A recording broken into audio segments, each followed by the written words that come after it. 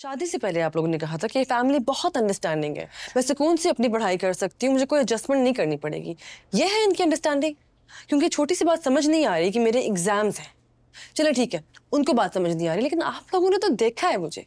आपको पता है कितनी मेहनत की है मैंने यहाँ तक पहुँचने के लिए। हाँ बेटा, हम तो माँ बाप हैं, समझ जाएंगे। चांदनी क्या ये काफी नहीं।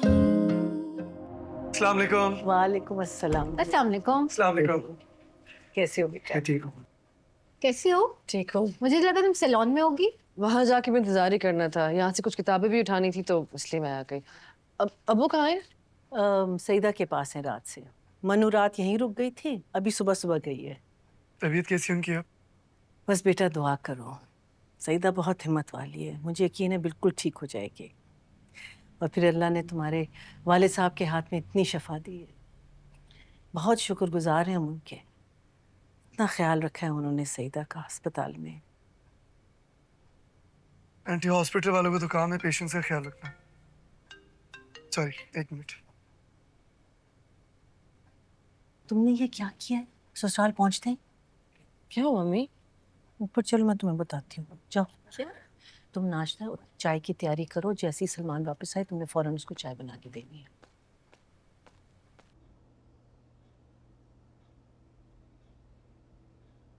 तुम्हारी सास का फोन आया था, तुमने अपने ससुर के मुंह पे मना कर दिया हनीमून पे जाने से।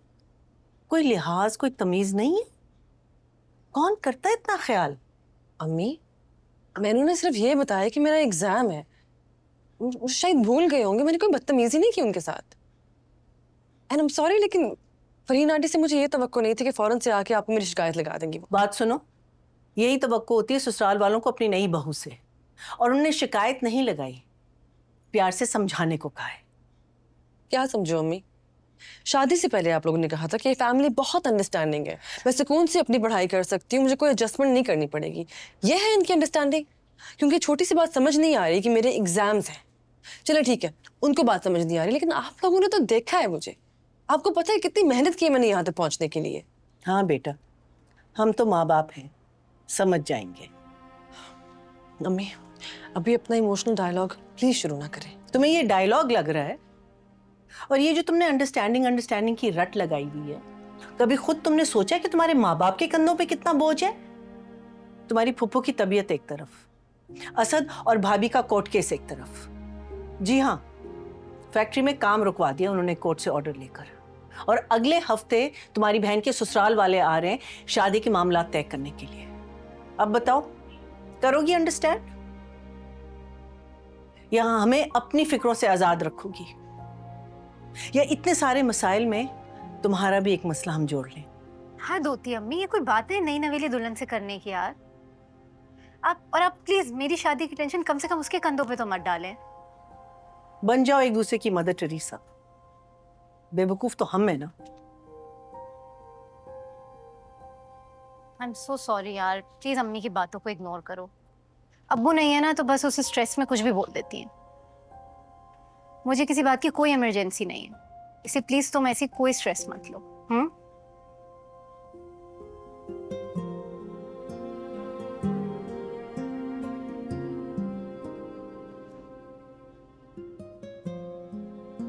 Saqib, I think we need to move our office to Karachi, क्योंकि मुझे लग रहा है वहां बैठ के तुमने सारे इन्वेस्टर्स का ट्रस्ट खराब कर देना है। सलमान, मैं तुम्हारा पार्टनर हूँ, एम्प्लॉय नहीं हूँ कि जब तुम्हारा दिल चाहे तुम चीखना चिल्लाना शुरू कर दो। और कराची में ऑफिस करके क्या करोगे? ना सिक्योरिटी है, ना कोई रिसोर्सेज वहाँ पर। अच्छा, पूरा मुल्क यहाँ बैठ के बिजनेस कर रहा है और नुकसान भी उठा रही है। और जहाँ तक बात है इन्वेस्टर की, तुम्हें पता है वो हमें महीने में कितने दे रहे हैं? सिर्फ 15 मिलियन। इसका मतलब जानते हो? उनके लिए बहुत मामूली सी रकम है। खैर छोड़ो तुम इन बातों को, तुम जाओ आराम से अपना हनीमून मनाओ, उसके बाद आओ बैठकर बात करते हैं ना। Saqib, this app is very important to me. Please, this is my idea, तो प्लीज स्ट्रैटेजी भी मेरे हिसाब से होगी।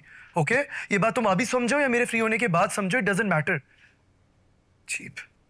चले एक सेकेंड यार। चीप। कभी और दूसरों का भी मूड देख लेते, हमेशा अपनी नहीं चलाते।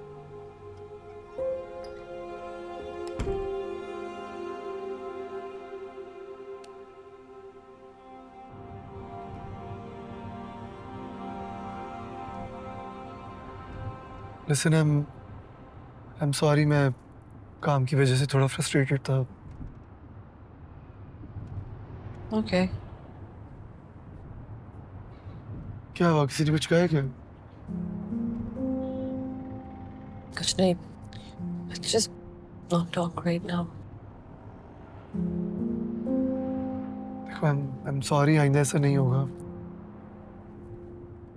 तो मुझे बताओ क्या हुआ, किसी से कोई लड़ाई हुई है? मेरे घर से तो कॉल नहीं आई कोई. बस ये समझ लो कि यही रुखसती आज इस घर से हुई.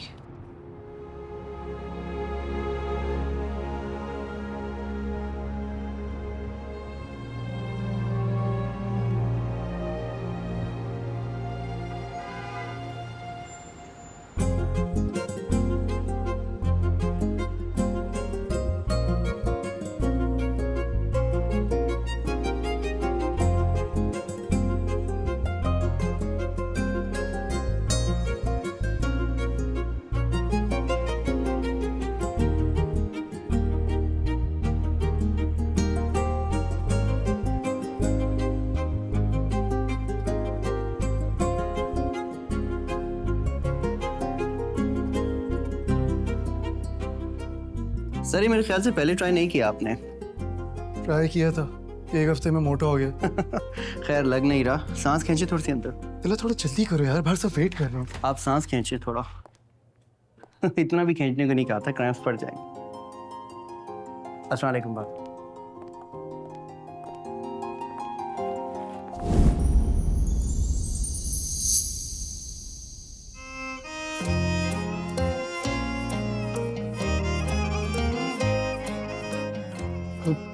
You okay?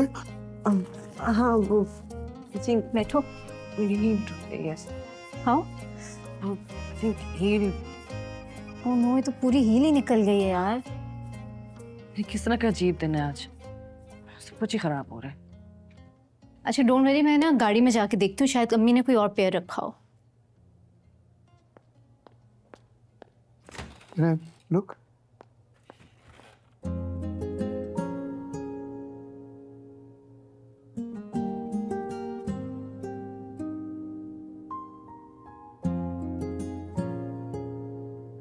ये तो जुल्म है यार.